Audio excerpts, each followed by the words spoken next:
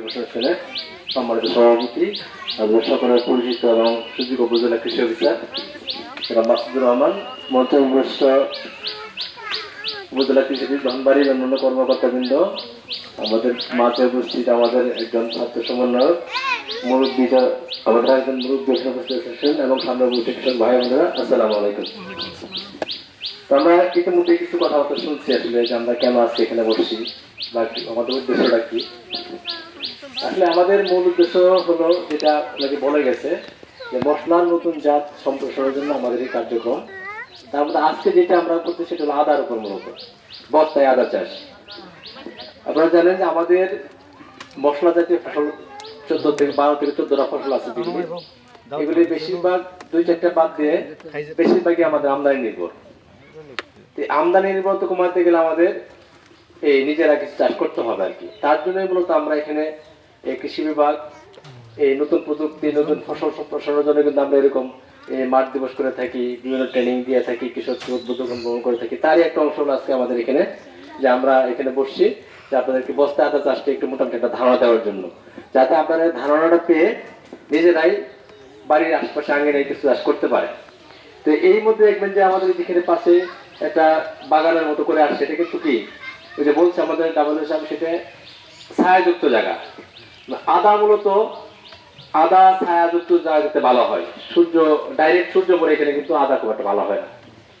তো এই জন্য আমরা একটা উদ্যোগ নিয়েছি গত 3-4 বছর আগের থেকেই, যে বস্তায় আদা চাষের একটা পদ্ধতি, এবং এইটার রেজাল্টটা হচ্ছে এরকম। দেখবেন যে আসলে এই যে আমরা যেখানে যেখানে কথাবার্তাগুলো বলি মানুষকে বলে দিই যে ওই গ্রামের মোটামুটি কম বেশি সবাই দেখা 2-4-5 টাকা বস্তায় আদা চাষ করে এবং নিজের পারিবারিক চাহিদা এক্ষেত্রে মিটে যায়। আসলে একটা ফ্যামিলির 4 থেকে 5 জন একটা ফ্যামিলির এক বছরে কতটুকু আদা লাগে, তাই না? কতটুকু লাগে অনুমান? আমাদের কোরবানি দিতে একটু বেশি লাগে, রোজার দিতে একটু বেশি লাগে, এই মিলিয়ে আসলে সব মিলিয়ে কতটুকু লাগে আদা? আমাদের একটা হিসাবে দেখছি আমরা 4 থেকে 4.5 কেজি আদা হলে সারা বছর হয়ে যাচ্ছে 4-5 জনের একটা ফ্যামিলি হয় না। যদি এই যে ঈদের একটু বেশি লাগে, তো সেই মিলিয়ে আমাদের 4 থেকে 4.5 কেজি আদা হলে 4-5 জন ফ্যামিলির একটা মানুষের আদা সারা বছর চাহিদা মিটে যায়। কিন্তু আমরা এই 4 থেকে 4.5 কেজি আদা নিজেরাই কিন্তু ইচ্ছে হলে করতে পারি। যদি আপনার জায়গা মনে করেন মাঠে জমি নাই বা মাঠে জায়গা নাই, সেই ক্ষেত্রে আমরা যে নতুন একটা প্রকৃতি বস্তা আদা চাষ, এটা যদি ঠিক মতো করতে পারেন, যে রাবুল সাহেব বলছে যে আসলে আমরা যদি এই সঠিকভাবে সঠিক পরামর্শ যদি করতে পারি, তাহলে এক বস্তা থেকে মোটামুটি জাত বেঁধে 1 থেকে 3 কেজি আদা হয় জাত বেঁধে। আমরা যদি ধরি 1 কেজি যদি ধরি, তাহলে একটা ফ্যামিলির জন্য কয়টা বস্তা লাগে? 5-6টা বা 10টা বস্তা হলেই কিন্তু একটা ফ্যামিলির চাহিদা মিটে যায়। এই জন্য আমরা কিন্তু বাজারে দৌড়াই, আদার জন্য দৌড়াই, এবং আদার দাম এইবার মোটামুটি কিন্তু আমাদের মোটামুটি নাগালের ভিতরে আছে। হয়তো এখন 100-120 এরকম বিক্রি হচ্ছে, আরো কম ছিল। এর কারণ কিন্তু একটাই, এইবার কিন্তু বাংলাদেশের আনাজ যেখানে আছে বিভিন্ন জায়গায় বস্তায় আদা চাষ করতে হয়েছে। আমি গত 3-4 মাস আগে গেছিলাম বগুড়া শিবগঞ্জ একটা উপজেলাতে। তো একটা গ্রামে আমাদের নিয়ে গেল, একটা পরিদর্শনে গিয়েছিলাম, দেখলাম ওই গ্রামের প্রত্যেকটা বাড়িতে আদা চাষ, কারো 10টা, কারো 5টা, কারো 20টা, মানে এমন কোনো বাড়ি নেই যে যেখানে আদা বস্তা আদা চাষ করে না। আমাদের যে এনামল সাধারণত নামটা ভুলে গেলাম আমি, রূপম না কি জানি নাম, ওনার মতো বলো, স্যার আমি প্রত্যেক বাড়িতে আদা চাষ করেছি, প্রত্যেক বাড়িতেই 5টা-10টা করে বস্তা করাইছি, এবং কোনো বাড়িতে মিস নাই। তাহলে আমরাও এই গ্রামটা চাই যে এনামুল সাহেব শুরু করছে, আমরাও চাই যে এখানে প্রত্যেক বাড়িতে এখানে কিছু আদা চাষ হোক, যাতে এই গ্রামের মানুষের আদা আর কিনে না লাগে বাজার থেকে। ঠিক আছে না? আচ্ছা, এখন হলো আমরা এই চাষটা যে করবো, আমি একটু বস্তাটা কেমনে তৈরি করবো আমি সংক্ষেপে শেষ করি। তাহলে একটা বস্তা যখন চাষ করবেন, এটা যে মিক্সচারটা ঠিক না হয় তাহলে কিন্তু ফলন হয় না। আদা কি হয়, আদা শক্ত মাটি কিন্তু ভালো হয় না, আদা একটু জোর নরম মাটি লাগে, তাই না? এই জন্য চেষ্টা করবেন যে বস্তায় আদা চাষ করতে মাটি দেয় যাতে একটু কি হয়, বেলে দোয়াশ টাইপ নরম টাইপের হয়। কারণ আর যদি এঁটেল মাটি দেন তাহলে কিন্তু এটা শক্ত হয়ে যাবে। হ্যাঁ, পানি দিলে নরম হয়ে যাবে, শুকাই গেলে শক্ত হয়ে পড়ে কিন্তু আদা ভিতরে এটা বড় হবে না। এই জন্য বেলে দোয়াশ মাটি দিবেন 10 থেকে 12 কেজি, খুব বেশি না। তার মধ্যে কিছু গোবর দিবেন, 2-4 কেজি যা পারেন, 1 থেকে 2 কেজি বার্মি কম্পোস্ট দিবেন, কিছু ছাই দিবেন, যে মাটিটা রেডি করে মাটিটা একটু পলিথিনটা ঢেকে রেখে দিবেন 5-7 দিন 10 দিন রেডি হয়ে গেল। তারপরে এই মাটিটা আপনি বস্তায় ভরবেন। বস্তায় ভরার পরে যেটা করবেন যে বস্তাটা আমরা এমনভাবে ভরবো যাতে একটু ফাঁকা থাকে, একবার পুরাটা যেন এখানে একবার মাটির মতো না দিই, ঠিক আছে, একটু ফাঁকা রেখে দিবেন।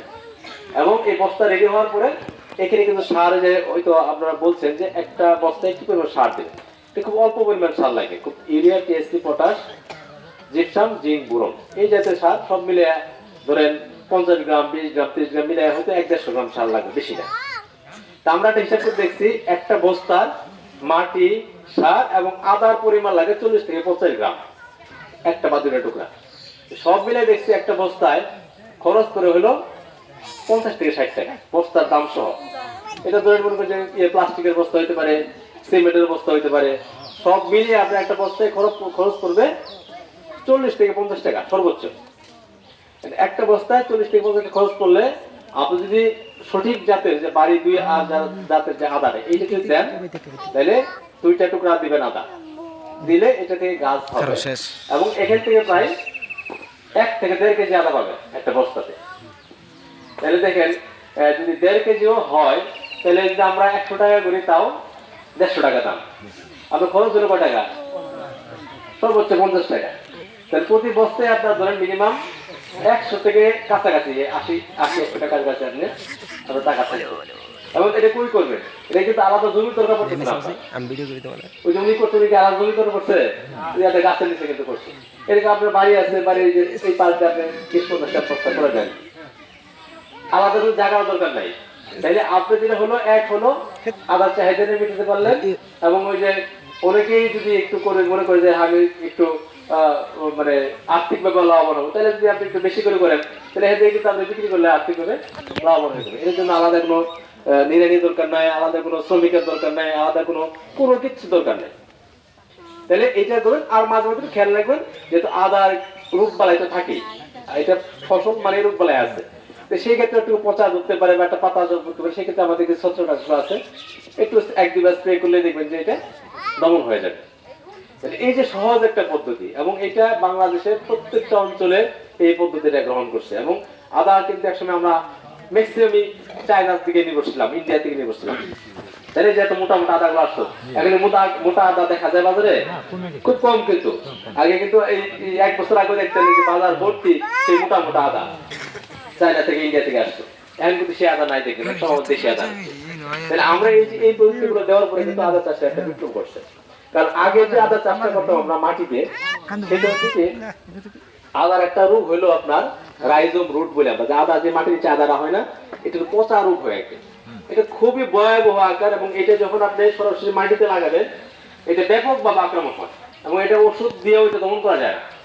এবং এটা একটা মহামারী আকারে শুরু হয়েছিল আদা, এই যে রাইজোম রুট যেটা বলতেছে, আদার যে মানে আদারা পচে যায়।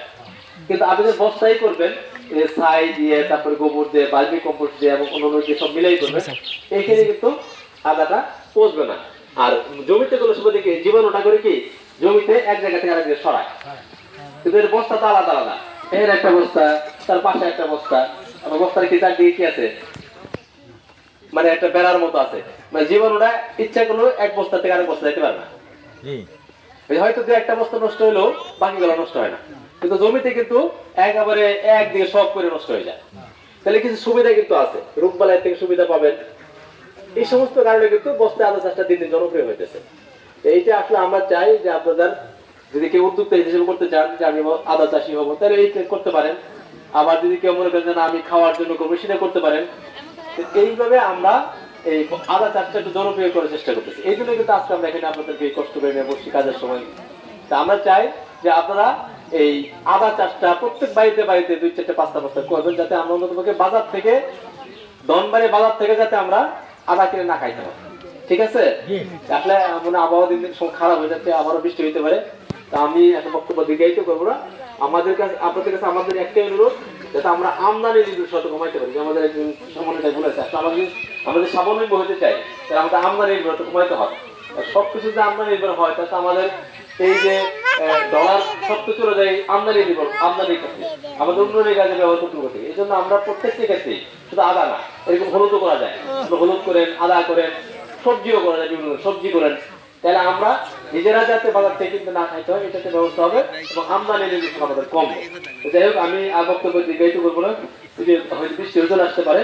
তো আপনারা সবাই ভালো থাকবেন এবং আদার যে আমি যে পদ্ধতিটা বললাম এটা আপনারা আমি আশা করবো যে এই গ্রামের মধ্যে সবাই দিতে পছন্দ করবে এবং এটা লাগানোর উপযুক্ত এখনই এই বর্ষা শুরু হলে কিন্তু আর হবে না, এখন শুরু হয়ে গেছে প্রায়।